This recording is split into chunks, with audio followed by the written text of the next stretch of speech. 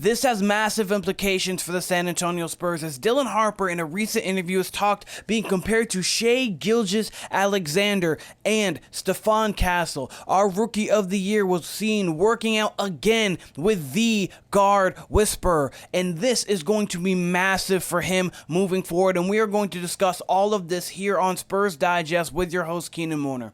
And if you guys haven't yet, make sure you guys take a spur of the moment to get every Spurs moment by hitting that free subscribe button so you don't miss all the great content that me, Josh, and Brian have coming for you. We are coming to you daily with great stuff, and we are on the road to 10K. We were hoping to do it before the season. Now we're hoping to do it before the first year of the channel is officially here. But this guy, Dylan Harper, as we see here, 6'6", 215, 19 points, about 5 rebounds, and 4 assists. This was his collegiate stats that we see here. And we obviously know all about Dylan Harper and how he plays, the way he got downhill. He shut down for the Summer League, but the 2 games that we saw from Dylan Harper were great to see. And I mean, he was asked in a recent little interview talking about his comparison to Shai Gilgeous-Alexander, and to him he said, that's a new one. That's definitely someone I watch, his pace and how he gets to the rim. And I mean, it's hard not to. Right here, this is what you see the Dylan Harper measurables in full. About 6'6" and shoot 6'4", about 213, about that 6'11" wingspan, standing reach there. When it comes to Shai Gilgeous-Alexander, he is 6 foot 6.5, so around the same height, that same-ish wingspan, so 2 guards that have strength, and he weighs around 195, and his playing days now he's up to about 200, maybe even 202, 203. Guys that are similar in build in comparison with the long arms. And then we get into even more. This is Shai Gilgeous-Alexander this year. He leads the league in drives per game, 23.6 for the 4th straight season. His field goal percentage on drives, 57.6, is the highest mark over that stretch. This is a guy who, as we well know, with Shai Gilgeous-Alexander, really can get downhill. And as you see here, this is in the finals here, game 6. Shai Gilgeous-Alexander is just able to get himself to the basket. The way he's able to read off of that screen from Lou Dort, get over even with Halliburton there, doesn't matter. And then we see right here, this is none other than our guy, Dylan Harper. Look how he reads that screen and is able to weave his way through the defense. Dylan Harper has that same kind of ability to get downhill and, as you see there, finish in traffic. But we not only does that showcase in the video, it showcases here with the statistics. He finished 67.6% of his shots in the restricted area during his collegiate career. Self-creation, high of these were off his self-crim creation, only 2 out of 10 being assisted. Really 17.6, I believe, is the exact number on that. And the half-court finishing, he shot 62.5% at the rim in half-court situations, and he draws fouls at a high rate. That obviously the foul baiting is something that people really got onto Shai for, but Shai was able to get to the paint and get to the line at a highly efficient level, and that is what Dylan Harper has showcased he could do in the collegiate game and what he already showed he could do in the 2 Summer League games that we saw. So is it weird to think, oh yeah, we're now comparing Dylan Harper, sorry about that, we're comparing Dylan Harper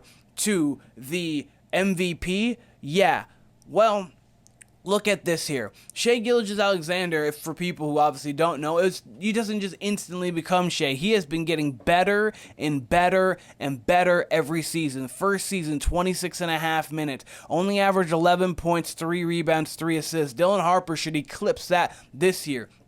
And a spike up to 19, 6, and 3. Then it's 24, then it's 25, and then it's the 3 straight 30-point seasons, culminating in this year with a 68-win Thunder team, an MVP, and now himself a champion. So Shai Gilgeous-Alexander has the kind of trajectory that we hope for Dylan Harper. Of course, we want him to be an MVP candidate someday. But the thing is with Dylan Harper is he shares a lot of the similarities with Shai Gilgeous-Alexander. The way that he plays, the way his mindset of being able to get to the basket. He gets to the basket efficiently. He does it in a way that a lot of people haven't been able to. I mean, Harper made his name for himself as a slashing guard, which is not seen that much in the collegiate game for some time. 70% on 170, that's this year. The 67 was over his totality of his collegiate career. Excellent body control and balance, and that's what you would say about Shai. The deceleration, the ability to stop on a dime, leave no change, and get buckets there. So Dylan Harper and Shai Gilgeous-Alexander, as you think, okay, I don't know if he's at that level or he can even get to that level of being maybe the best player in the league, but is a guy who you could see comparisons to when it comes to the game entirely. But from one guard on our roster who hopefully can win Rookie of the Year to the one who last year did win Rookie of the Year, and that is Stephon Castle. And then we got Olin Simplis, the guard whisperer. He's worked with a wide array of NBA and WNBA players. Shai Gilgeous-Alexander, as we just spoke on, Spencer Dinwiddie, Evan Mobley, Steph Castle, KD, Karis LeVert, Reggie Bullock, Steven Adams. The list goes on. There's way more than this. He's been working with VJ Edgecombe over in the draft as well this year. Amen Thompson's another guy, and he is a guy who really can focus and get there with the buckets, get there with the game and how he is playing. He was talking with Stephon Castle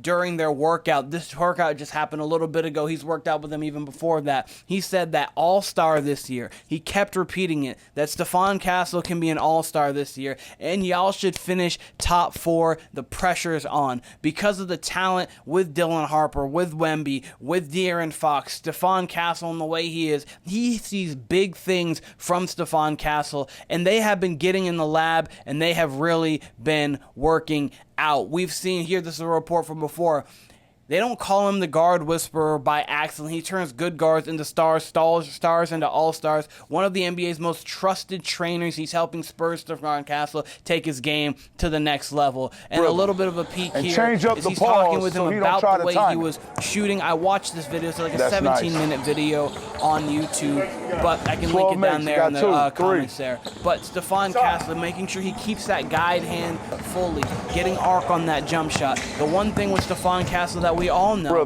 is that his jump shot has been the thing that has left him the most throughout the entirety of his career thus far. I mean, 14.7 points a game, 4 rebounds, 4 assists. He showcased how he could really play, getting downhill. The athleticism is unparalleled, and obviously we understand that his left to right sideline to sideline speed, lateral quickness is elite.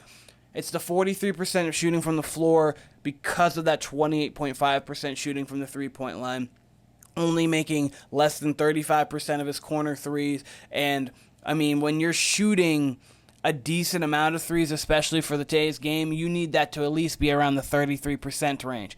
And a guy like the guard whisperer is going to be able to make these things happen for Stephon Castle. But let me know in the comments what you guys think about Stephon Castle really getting work. How good of a shooter do you think he can become? Can he get to that 34% from the three-point line this season? Do you believe that? And do you believe that he has all-star capabilities this season? I want to know your thoughts there. And what do you think about the Dylan Harper and Shai Gilgeous-Alexander comparison? Do you believe that it's warranted? Do you believe that it's real? Or do you believe that it's a little bit too much? Let me know in the comments down there. But again, this has been Spurs Digest with your host Keenan Warner. Guys, be on the lookout because around 12:30 Central, 1:30 Eastern Standard, the Spurs Digest channel will be going live talking about the latest with De'Aaron Fox news, the latest with Dylan Harper news, how the offseason's been going, the projections for this coming season. It's going to be a lot of fun. I would love to have all of you guys there to join us at the Spurs Digest channel there. But this has been Spurs Digest with your host Keenan Warner. Appreciate all of you guys, and I'll be seeing all of you guys very soon.